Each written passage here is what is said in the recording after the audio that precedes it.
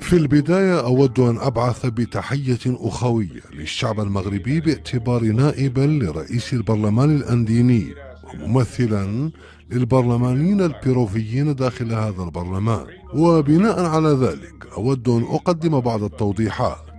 في المقام الأول، فالمملكة المغربية هي عضو بالبرلمان الأنديني منذ سنوات طويلة، وكانت لنا دائما مواقف مساندة للمملكة المغربية وتمتاز بالصداقة والأخوية والقرب.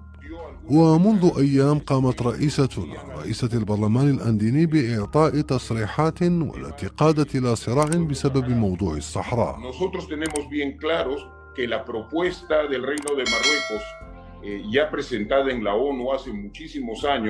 ونحن لدينا الأمر واضحا، فالمقترح الذي تقدمت به المملكة المغربية والمعروض على الأمم المتحدة منذ سنوات طويلة والذي يشبه النموذج الترابي الإسباني يبقى هو الصيغة الملائمة، ونحن متفقون تماما مع هذا الموقف علاقة بسكان الصحراء.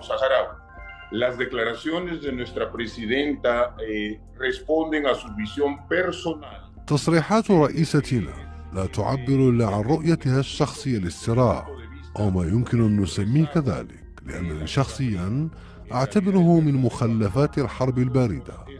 وفي الواقع فالفاعل الحقيقي بالنسبة إلينا هو الجزائر، أما الصحراويون فهم مجرد ذريعة يتم تقديمها في هذا الباب اعتمادا على معطيات للحرب الباردة، والتي تريد من خلالها الجزائر خلق مشاكل للمغرب ولكل الأشخاص المنتمين للصحراء. لذلك فموقفنا كبرلمانيين بيروفيين وكنائب للرئيس ممثل للبيرو هي أننا نعتبر العلاقات مع المغرب هي العلاقات الوحيدة الممكنة، لأن المغرب هو مملكة وبلد معترف به وشعب عريق تجمعنا به علاقات طيبة، ولا تربطنا أي علاقات مع أي طرف آخر غير معترف به أمميا وليس في مستوى أن تعترف به البيرو.